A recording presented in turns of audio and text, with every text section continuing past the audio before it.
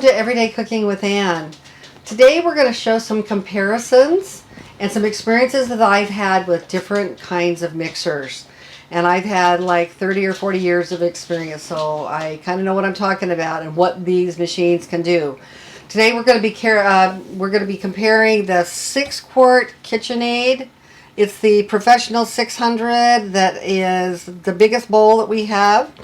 Then we're going to compare my daughter's 23-year-old KitchenAid. This looks like it's about a 4-quart.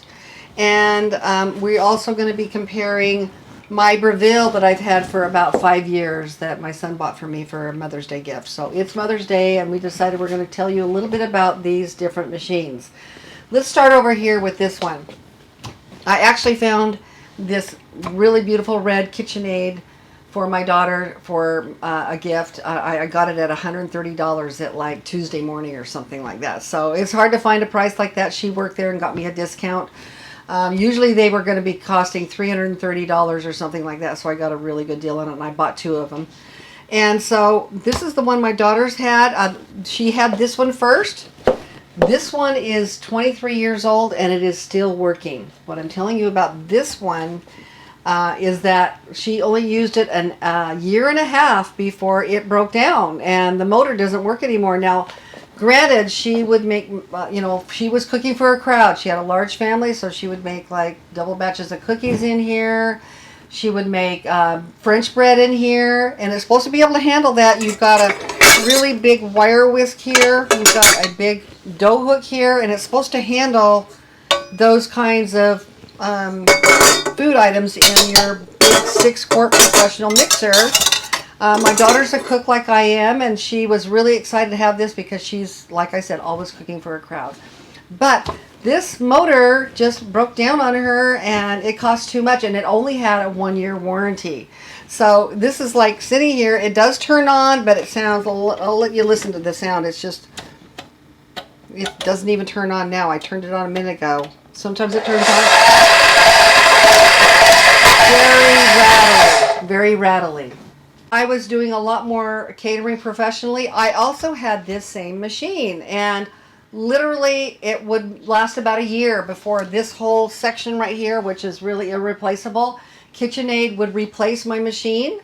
But then they quit replacing because I honestly went through 3 of these before, and it should have lasted me fine. It's not that I used it every day, but when I did do it, I used the bigger bowl because I was doing a double batch of cookies I was baking, or I might be making some whole wheat bread with the dough. I don't feel like I abused it in any way, but it just broke down, and to try to go find a place to fix it or mail it back, which is what I did at one point, I finally just said, forget it. I'm not going to use the 6-quart professional. As much as how pretty it looks and how big it looks and how you wanted to use it, I just didn't want to do it anymore. So then my daughter, I just want to tell you, she went back to her original KitchenAid, just to show you that they just don't make them like they used to, obviously, because she is still using this 23-year-old KitchenAid for whatever she needs, whether it's making French bread, cookies, or whatever she needs to make. She's still using this one. She was happy I gave her this one because she wanted to make larger capacity food because she had a bigger family that she wanted to use, but she's gone back to this one. So this old KitchenAid, pretty dang good. Now, when I was in college, graduating from college, when I was about 60 years old, yes, at 60 years old, I finally got my college degree.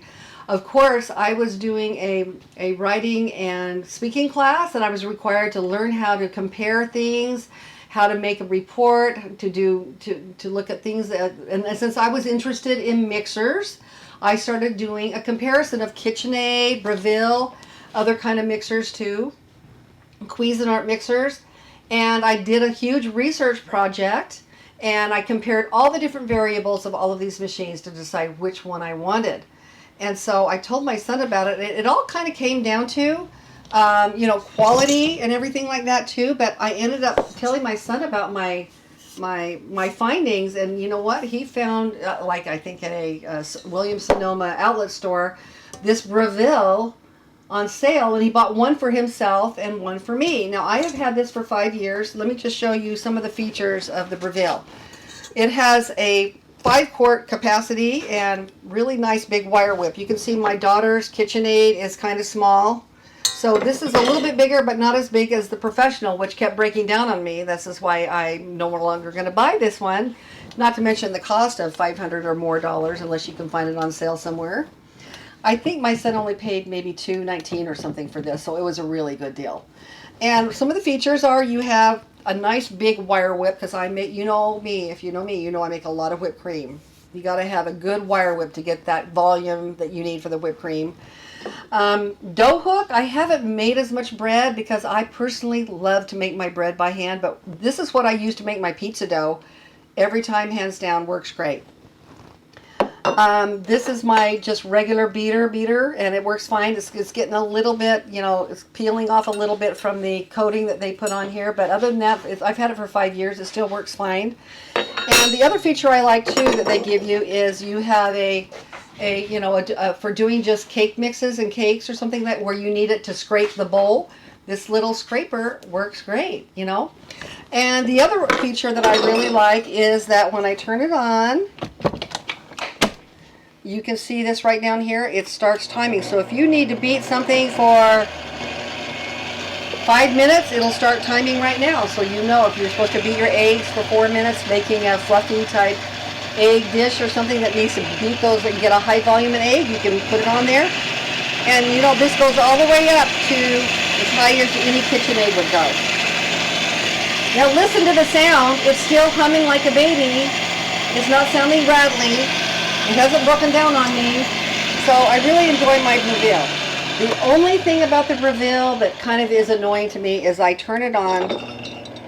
If you're first turning it on, it's been warmed up now, but sometimes when you first turn it on, nothing happens. Then I turn it up here, nothing happens or barely happens. So it's kind of slow getting going. So those are the main differences I found with KitchenAid and Breville. I love this machine because it's perfect for me right now. Now, granted, I'm not doing huge projects, but if I did, I still make my cookie dough in here. I just don't double it in here because I don't have the volume capacity to do it. But all around, the reason I bought, when I did my research paper, the reason I bought the Breville, number one, because I had so much trouble with the KitchenAid. This machine had a 3-year warranty, not a 1-year warranty that my KitchenAid had. And I thought, well, the way I burn through mixers, I'm going to go with a 3-year warranty. If something goes wrong with this in 3 years, I mean, that was the clincher for me for getting the Breville. Thank you for listening. These are my experiences. I hope they'll help you make a decision what kind of machine that you would like. Maybe you have other experiences with KitchenAid that I don't know. I know there's a lot of great new machines out there to have, great new mixers with all, and I would really love one a little bit bigger with a glass bowl. One of these days I will get that. The Breville machine does have a glass bowl now you can buy. I'm not sure what the cost is on that now, but I would like probably an upgrade. If you want to change out from the stainless steel and do a glass bowl, you can, for the 5-quart, you can buy it for $89 if that's what you prefer. So I hope this was helpful to you and that you get some ideas from my experience. I've had like 40 years experience of baking and cooking, and I can tell you I did like this, but I really didn't like how it hooked up. It was hard to figure out, and for me, you know, that was hard. I'm not a mechanical person.